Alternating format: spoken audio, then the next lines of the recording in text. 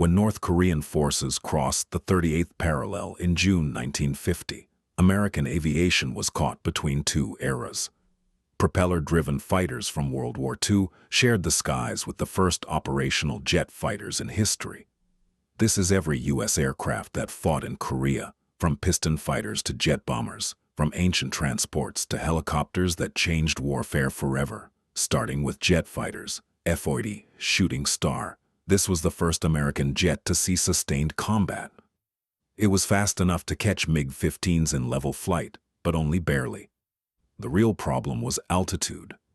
Above 25,000 feet, the MiG simply outclassed it in climb rate and maneuverability. Still, it worked. In the first months of the war, F-80 pilots flew close air support and interdiction missions when no piston fighter could keep up. It was reliable and relatively easy to maintain in primitive Korean airfields, dangerous in the hands of an experienced pilot, but outmatched when MiGs started showing up in numbers. F-84 Thunderjet. Designed as a fighter bomber, the F-84 was heavier and less agile than the F-80, but it could carry a serious bomb load. It struggled in air-to-air combat against MiGs, so the Air Force pivoted to using it as a ground attack platform. The problem was range. Korea's rough terrain and primitive infrastructure meant most missions required external fuel tanks, which cut into payload. It excelled at low-altitude strikes against bridges, railroads, and supply depots, but pilots called it a lead sled for a reason. It was sturdy, though. Maintenance crews loved it because it could absorb punishment and keep flying. It does the job. F-86 Sabre. This was the answer to the MiG-15. Swept wings, hydraulic controls, and a radar-ranging gun sight made it the most advanced fighter in the American arsenal. Pilots reported it handled beautifully at high speed and high altitude, where MiGs like to fight. The kill ratio told the story. Sabres claimed over 700 MiG kills, while losing fewer than 80 of their own. The problem was numbers. The Soviets and Chinese fielded far more MiGs than the U.S. could deploy Sabres. Pilots often fought outnumbered 10-1. Still, in the hands of a trained American pilot, the Sabre was legitimately capable. It works. Moving on to propeller fighters. F-51 Mustang. This World War II legend was supposed to be obsolete by 1950. It wasn't. When the war started, the Air Force had retired most of its piston fighters, assuming jets would handle everything. They didn't.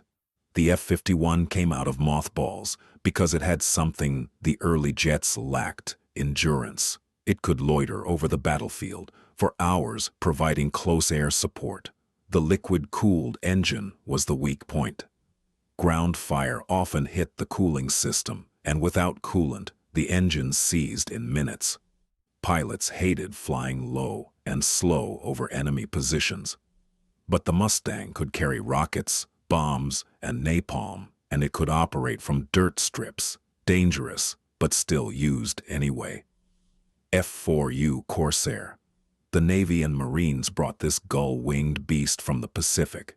It was older than the Mustang, but it had one major advantage: an air-cooled radial engine. Ground fire could punch holes in the cylinders, and the engine would keep running. That made it ideal for close air support. Marine pilots flew it off rough, forward airstrips, hitting enemy positions just miles from the front lines. It carried more ordnance than the Mustang and could take more punishment. The downside was speed.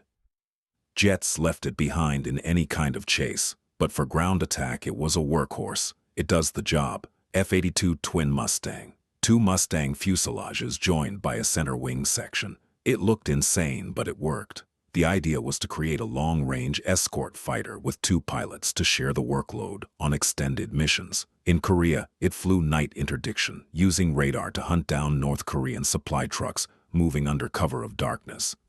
The problem was logistics. Parts were scarce because so few were built. Still, it scored the first aerial victory of the war when an F-82 shot down a North Korean Yak-9 on June 27, 1950. A museum piece by the end of the war, but it earned its place, continuing with bombers. B-29 Super Fortress. This was the same heavy bomber that leveled Japanese cities in World War II. In Korea, it flew high-altitude strategic bombing missions, hitting bridges, factories, and airfields deep in North Korea. Early in the war, it operated with near impunity. Then, the MiGs arrived. Soviet pilots flying MiG-15s tore into B-29 formations, forcing the Air Force to switch to night bombing. Even then, losses mounted. The problem was simple. The B-29 was designed to fight piston engine interceptors, not jets. Its defensive armament couldn't track targets moving at 600 miles per hour. By 1952, daylight bombing raids were essentially suicidal. It still worked for night missions and tactical bombing, but the age of the strategic bomber was ending. Outclassed, B-26 Invader, a medium bomber from World War II that became the workhorse of the interdiction campaign. Fast, maneuverable, and capable of carrying a heavy bomb load, the B-26 flew night missions over North Korea, hitting supply convoys and rail lines. The problem was maintenance. Engines wore out quickly under the stress of low-altitude attacks. Still, it was effective. Crews loved it because it could absorb punishment and bring them home. It works, continuing with reconnaissance aircraft. RF-80 Shooting Star, a photo reconnaissance version of the F-80 fighter. It traded guns for cameras and flew deep into enemy territory to photograph targets for bomber strikes. The problem was speed. MiGs could catch it if they were positioned right. Still, it provided critical intelligence on enemy movements and infrastructure. Dangerous, but still used anyway. RF-51 Mustang, a reconnaissance version of the F-51. It flew low and slow, photographing frontline positions and enemy fortifications. Pilots hated it because ground fire was constant, but the intelligence it provided was irreplaceable. It does the job. B-29 Super Fortress, a converted B-29 packed with cameras instead of bombs. It flew high-altitude reconnaissance missions over North Korea and China, providing strategic intelligence. The problem was the same as the bomber version, MiGs. By 1952, it was too vulnerable for daylight missions. It still worked at night, but the risk was high, outclassed. Moving on to transport aircraft, C-47 Skytrain, the legendary Dakota. This World War II transport was slow, unarmed, and obsolete, but it was everywhere. It hauled troops, supplies, and casualties from rough airstrips across Korea. The problem was capacity. It could carry 28 troops or 6,000 pounds of cargo, which wasn't enough for large-scale operations. Still, it was reliable and easy to maintain. It does the job. C-46 Commando, a larger, more powerful transport than the C-47. It could carry more cargo and operate at higher altitudes, which was useful in Korea's mountainous terrain. The problem was the engines. They were notoriously unreliable and prone to overheating. Maintenance crews hated it, but when it worked, it was effective. It works. C-54 Skymaster, a 4-engine transport designed for long-range strategic airlift. It flew supplies from Japan to Korea and evacuated wounded soldiers on the return trip. It was reliable and could carry heavy loads, but it was too big to operate from forward airstrips. It stayed in the rear, supporting the logistics chain. It works. C-119 Flying Boxcar, a twin-boom cargo plane with a rear-loading ramp. It was designed for paratrooper drops and heavy cargo airlift. In Korea, it flew supply drops to surrounded units and resupply missions to forward airstrips. The problem was speed. It was slow and vulnerable to ground fire, but it could carry bulky cargo that other transports couldn't handle. It does the job. C-124 Globemaster, the largest transport in the U.S. inventory. It could carry tanks, trucks, and artillery pieces.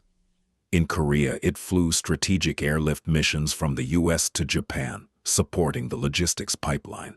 It was too big to operate in Korea itself, but it kept the supply chain moving. It works. And finally, helicopters. H-5 Dragonfly, the first helicopter used for medical evacuation in combat. It was small, underpowered, and could barely carry 2 people, but it saved lives. Pilots flew into hot zones to extract wounded soldiers, often under fire. The problem was altitude. Korea's mountains pushed the H-5 to its limits. Still, it proved the concept of helicopter medevac, which became standard in every war since. It works. H-13 Sioux, a light observation helicopter, it flew reconnaissance missions and artillery spotting, giving ground commanders real-time intelligence. It was unarmed and vulnerable, but it could operate from improvised landing zones. The problem was range. It couldn't fly far from its base. But for short-range reconnaissance, it was effective. It does the job. H-19 Chickasaw, a larger, more capable transport helicopter. It could carry 10 troops or evacuate multiple casualties.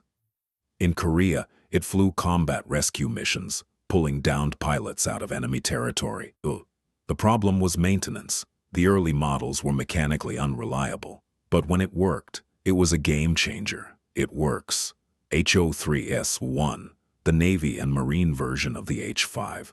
It flew medevac and rescue missions for naval aviators shot down over the water or behind enemy lines. It was small and underpowered, but it saved lives. It does the job. HRS-1, the Marine version of the H-19.